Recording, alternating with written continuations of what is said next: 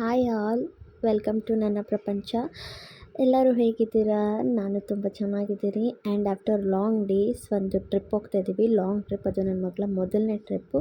ಶಿವಮೊಗ್ಗಕ್ಕೆ ಹೋಗಿ ಅಲ್ಲಿಂದ ಹೊರನಾಡು ಅನ್ನಪೂರ್ಣೇಶ್ವರಿ ದೇವಸ್ಥಾನ ಮುಗಿಸ್ಕೊಂಡು ಧರ್ಮಸ್ಥಳ ಹೋಗಿ ಹಂಗೆ ಲಾಂಗ್ ಟ್ರಿಪ್ ಹೋಗೋಣ ಅಂತ ಪ್ಲ್ಯಾನ್ ಮಾಡಿದ್ದೀವಿ. ಆ್ಯಂಡ್ ಶಿವಮೊಗ್ಗ ಯಾಕಂತ ಹೇಳಿದರೆ ನಮ್ಮ ಫ್ರೆಂಡಿನ ಮದುವೆ ಇತ್ತು.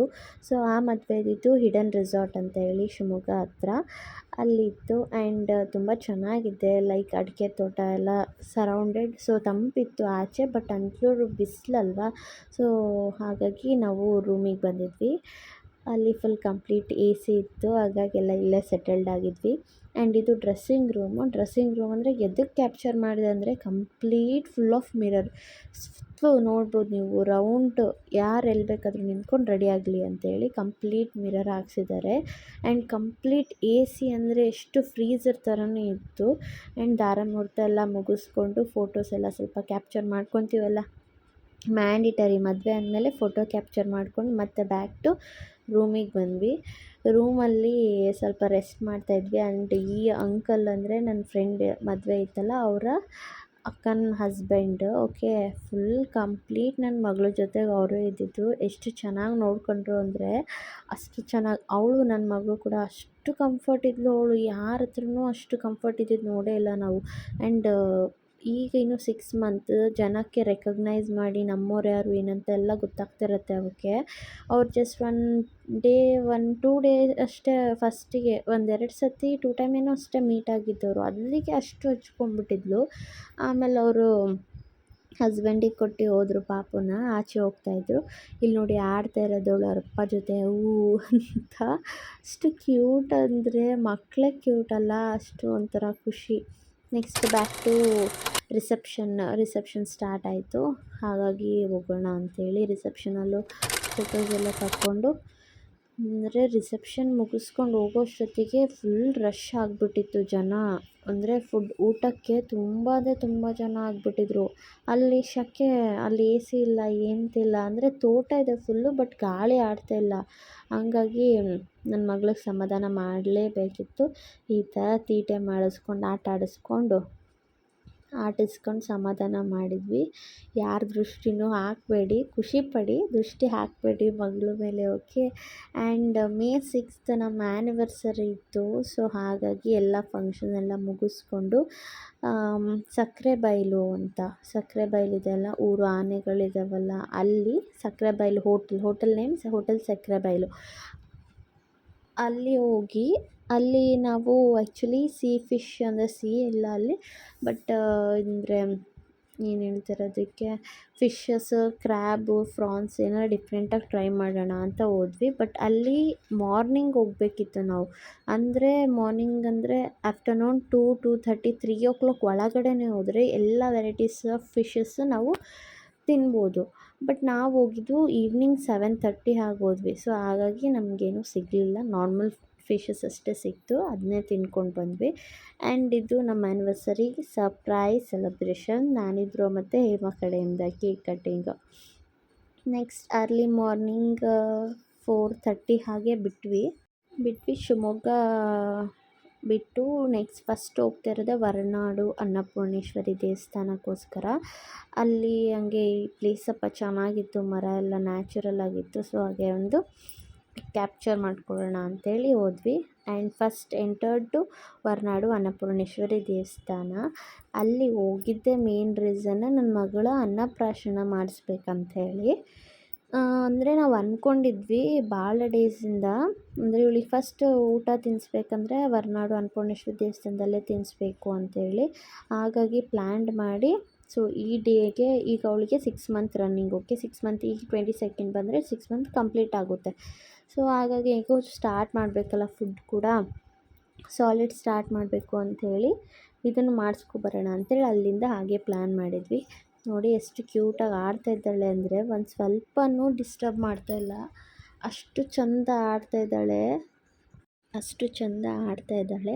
ಅಂದರೆ ಇದು ಎಕ್ಸ್ಪೆಷಲಿ ನನ್ನ ಆಸೆಕ್ಕಿಂತ ನನ್ನ ಹಸ್ಬೆಂಡಿಗಿತ್ತು ತುಂಬಾ ಫೇವರ್ ಇತ್ತು ಅವರಿಗೆ. ಅಂದರೆ ಫಸ್ಟು ಹೊರನಾಡು ಅನ್ನಪೂರ್ಣೇಶ್ವರಿಗೆ ಹೋಗಿ ಊಟ ಮಾಡಿಸ್ಬೇಕು ಅವಳಿಗೆ ಅಂತೇಳಿ.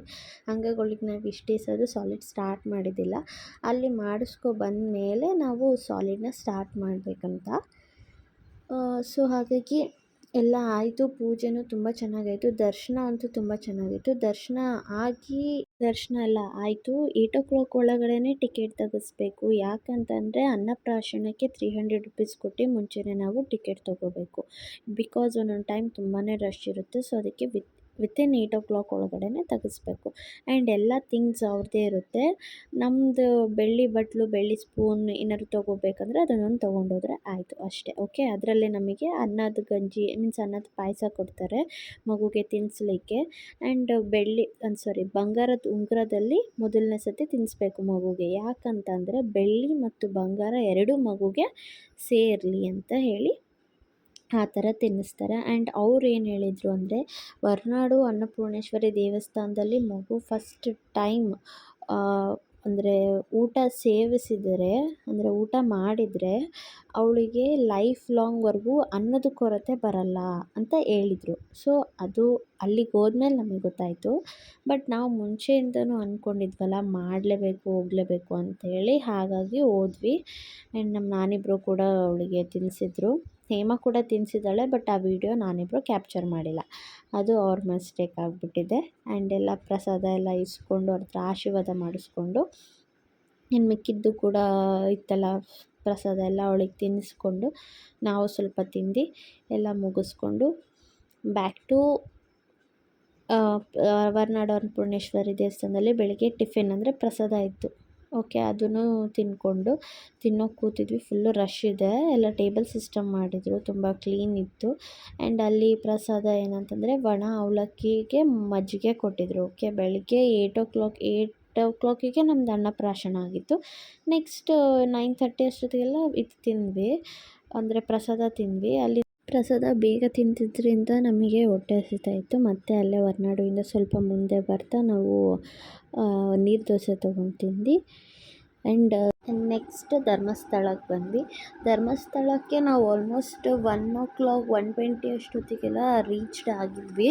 ಬಿಕಾಸ್ ಬಿಸಿಲಲ್ವಾ, ಅಂದರೆ ಬೆಳಿಗ್ಗೆ ನಮಗೆ ಹೊರನಾಡಲ್ಲಿ ಬೇಗ ದರ್ಶನ ಆಗಿರೋದ್ರಿಂದ ಇಲ್ಲಿಗೆ ಬೇಗ ಬಂದ್ವಿ. ಸೊ ಹಾಗಾಗಿ ಇಲ್ಲಿ 2 o'clockವರೆಗೂ ಪ್ರಸಾದ ಇರುತ್ತೆ. ಹಾಗಾಗಿ ನಾವೇನು ಮಾಡಿದ್ವಿ, ಡೈರೆಕ್ಟ್ ಫಸ್ಟ್ ದರ್ಶನ ಮುಗಿಸ್ಕೊಬಿಡೋಣ ಅಂಥೇಳಿ. ಸೊ ಟೈಮ್ ಇತ್ತಲ್ಲ, ದರ್ಶನ ಮುಗಿಸ್ಕೊಬಿಡೋಣ ಅಂಥೇಳಿ ದರ್ಶನಕ್ಕೆ ಹೊರಟ್ವಿ. ನಾವು ಆ್ಯಕ್ಚುಲಿ ಲೈನಲ್ಲಿ ಹೋಗ್ತಾಯಿದ್ವಿ, ಕ್ಯೂ ಇತ್ತಲ್ಲ, ಕ್ಯೂವಲ್ಲಿ ಹೋಗೋಣ ಅಂಥೇಳಿ ಹೊರಟಿದ್ವಿ. ಬಟ್ ಅಲ್ಲಿ ನಮಗೇನು ಹೇಳಿದರು, ನಿಮಗೆ ಅಂದರೆ 6 months ಇದ್ಲಲ್ಲ ಬೇಬಿ, 1 year ಒಳಗಡೆ ಇರೋ ಮಕ್ಕಳಿಗೆ ಡೈರೆಕ್ಟ್ ಎಂಟ್ರಿ ಇದೆ, ಹೋಗಬೇಡಿ ಅಂತ ಹೇಳಿದರು. ಅಂದರೆ ದೇವಸ್ಥಾನದ ಎಂಟ್ರೆನ್ಸಲ್ಲೇ ಸ್ಟೆಪ್ಸ್ ಇದೆಯಲ್ಲ, ಅಲ್ಲಿಂದನೇ ಡೈರೆಕ್ಟ್ ಎಂಟ್ರಿ ಕೊಡ್ತಾರೆ. ತುಂಬ ಕ್ಯೂವಲ್ಲಿ ಸುತ್ಕೊಬರೋ ನೆಸೆಸಿಟಿ ಇರೋಲ್ಲ. ಸೊ ಅಲ್ಲಿ ಡೈರೆಕ್ಟ್ ಅಲ್ಲಿ ಕೂಡ ಬೇಗ ದರ್ಶನ ಆಯಿತು. ಆ್ಯಂಡ್ ಅಲ್ಲಿ ಮಧ್ಯಾಹ್ನ ಕೂಡ ಪ್ರಸಾದ ಸಿಕ್ತು. ಪ್ರಸಾದ ಮುಗಿಸ್ಕೊಂಡು ಧರ್ಮಸ್ಥಳದಲ್ಲಿ ನಾವು ರೂಮ್ ಬುಕ್ ಮಾಡಿದ್ವಿ. ರೂಮ್ದು ವಿಡಿಯೋ ಕ್ಯಾಪ್ಚರ್ ಮಾಡೋಕ್ಕಾಗಿಲ್ಲ ನನಗೆ. ಸೊ ಅದ್ರದ್ದು ನಿಮಗೆ ಡೀಟೇಲ್ಸ್ ಹಾಕ್ತೀನಿ. ಆ್ಯಂಡ್ ಅಲ್ಲಿ ರೆಸ್ಟ್ ಮಾಡಿ 5:36 ಹಂಗೆ ಬಾಹುಬಲಿ ಇದೆಲ್ಲ ಗೊಮ್ಮಟೇಶ್ವರ ಇದೆಲ್ಲ, ಅಲ್ಲಿ ಸ್ಟ್ಯಾಚ್ಯೂ ಹತ್ರ ಬಂದ್ವಿ. ಸ್ಟ್ಯಾಚ್ಯೂ ಹತ್ರ ಆ್ಯಕ್ಚುಲಿ ಬಿಸಿಲಂದರೆ ಬಿಸಿಲು, ಸೂರ್ಯ ಬಂದಿಲ್ಲ. ಬಟ್ ಅಂದರೂ ತುಂಬ ಶೆಕೆ ಆ್ಯಂಡ್ ಇದು ಗೊಮ್ಮಟೇಶ್ವರ ಎಲ್ಲ ನೋಡ್ಕೊಂಡು ಅಲ್ಲೂ ಸ್ವಲ್ಪ ಫೋಟೋಸ್ ಕ್ಯಾಪ್ಚರ್ ಮಾಡಿಕೊಂಡು, ಇದು ಒಂಥರ ಪಿಲ್ಲರ್ ಇದೆ ಅಲ್ಲಿ, ಸಿಂಗಲ್ ಪಿಲ್ಲರ್ ದೇವಸ್ಥಾನಗಳೆಲ್ಲ ಇರ್ತಾವಲ್ಲ ಆ ಥರ ಪಿಲ್ಲರ್ ಇದೆ. ಆ ಪಿಲ್ಲರ್ ಕಟ್ಟೆ ಮೇಲೆ ಎಲ್ಲರೂ ಕಾಯಿನ್ನ ನಿಲ್ಲಿಸ್ತಿದ್ರು.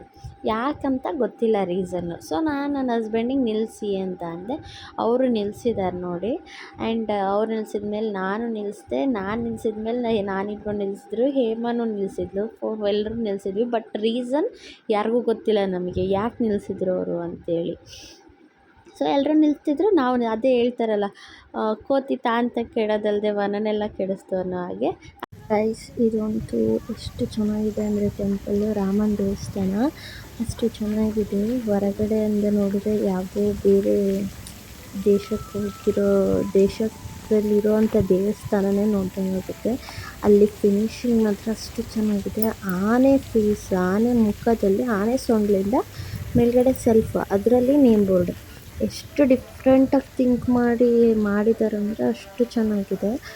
ಔಟ್ಲುಕ್ ಈ ಥರ ಇದೆ. ಆ್ಯಂಡ್ ಹೊರಗಡೆ ಪಾರ್ಕಿಂಗ್ ಫುಲ್ ಸ್ಪೇಷಿಯಸ್ ಆಗಿದೆ. ಎಷ್ಟು ವೆಹಿಕಲ್ಸ್ ಬಂದರೂ ಇರುತ್ತೆ. ಅಂದರೆ ಟೆಂಪಲ್ ಸರೌಂಡ್ ಅಂದರೆ ಸುತ್ತಲೂ ಕೂಡ ಸ್ಪೇಸ್ ಜಾಸ್ತಿ ಇದೆ. ಸೊ ಹಾಗಾಗಿ ತುಂಬ ಚೆನ್ನಾಗಿದೆ. ನಾವು ಹಾಗೆ ಎಲ್ಲ ಫೋಟೋಸ್ ತಗೊಂಡ್ವಿ, ವೀಡಿಯೋಸ್ ಕ್ಯಾಪ್ಚರ್ ಮಾಡಿಕೊಂಡು ಅಲ್ಲಿಂದ ಎಂಟ್ರಿ ಕೊಟ್ವಿ. ಬಿಕಾಸ್ ಒಳಗಡೆ ದೇವಸ್ಥಾನದೊಳಗಡೆ ಫೋನ್ ಅಲೌಡ್ ಇದ್ದಿಲ್ಲ. ಫೋನ್ ಅಂದರೆ ಕ್ಯಾಮ್ರಾಸ್ ಅಲೌಡ್ ಇದ್ದಿಲ್ಲ. ಸೊ ಹಾಗಾಗಿ ನಾವು ಹೊರಗಡೆಯಿಂದನೇ ಕ್ಯಾಪ್ಚರ್ ಮಾಡ್ಕೊಂಡ್ವಿ. ಒಳಗಡೆ ಏನೇನೆಲ್ಲ ಇದೆ ಅಂತ ನೀವು ನೋಡ್ಬೋದು. ಎಷ್ಟು ಚೆನ್ನಾಗಿದೆ ಅಂದರೆ ಅಷ್ಟು ಚೆನ್ನಾಗಿದೆ. Temple full gold and red colour ಪೇಂಟಲ್ಲಿ ಫಿನಿಶ್ಡ್ ಇದೆ. ಆ ಟೆಂಪಲಲ್ಲಿ ನವಗ್ರಹ ಪ್ರತಿಯೊಂದು ದೇವ್ರುಗಳಿದ್ದಾವೆ. ಸೊ ಹಾಗಾಗಿ ಚೆನ್ನಾಗಿದೆ. ಇದು ಔಟ್ಸೈಡ್ ಲುಕ್, ಅಂದರೆ ರೈಟ್ ಸೈಡ್, ಅಂದರೆ ಒನ್ ಸೈಡಿಂದು ಟೆಂಪಲ್ ಒನ್ ಸೈಡ್ ಲುಕ್ ಅದು. ಆ್ಯಂಡ್ ಇದು ಯಾರಂತ ಗೊತ್ತಿರುತ್ತೆ ಆಲ್ಮೋಸ್ಟ್ ಎಲ್ಲರಿಗೂ, ಸ್ವಲ್ಪ ಜನ ಗೊತ್ತಿರಲ್ಲ. ಧರ್ಮಸ್ಥಳದಲ್ಲಿ 6 ಇಯರ್ಸ್ ಬ್ಯಾಕ್ ಒಂದು ಪುಟ್ಟ ಆನೆ ಮರಿ ಹುಟ್ಟಿತ್ತು. ಆ ಆನೆ ಮರಿಗೆ ಶಿವಾನಿ ಅಂತ ಹೆಸರಿಟ್ಟಿದ್ರು. ಅದು ಟಬ್ಬಲ್ಲೆಲ್ಲ ಆಟ ಆಡ್ತಿತ್ತಲ್ಲ, ತುಂಬಾ ಫೇಮಸ್ ಆಗಿತ್ತು ಎಲಿಫೆಂಟ್ ಅದು, ಬೇಬಿ ಎಲಿಫೆಂಟ್. ನನ್ನ ಹಸ್ಬೆಂಡ್ ನನ್ನ ಮಗಳು ಫಸ್ಟ್ ಟೈಮ್ ನಮ್ಮ ಮನೆಗೆ ಬರುವಾಗ ಆನೆ ತರಿಸಿದ್ರು. ನಾನು ಇದನ್ನು ತೋರಿಸ್ಬೇಕನ್ನೋ ನನಗೆ ಆಸೆ ಆಗಿತ್ತು. ಸೊ ಎಲ್ಲ ಮುಗಿಸ್ಕೊಂಡ್ವಿ. ಇಲ್ಲಿಂದ ನೆಕ್ಸ್ಟ್ ಏನು ಮಾಡಿದ್ವಿ, ಎಲ್ಲೋದ್ವಿ ಅನ್ನೋದನ್ನ ನೆಕ್ಸ್ಟ್ ವೀಡಿಯೋಲಿ ಹಾಕ್ತೀನಿ. Thank you.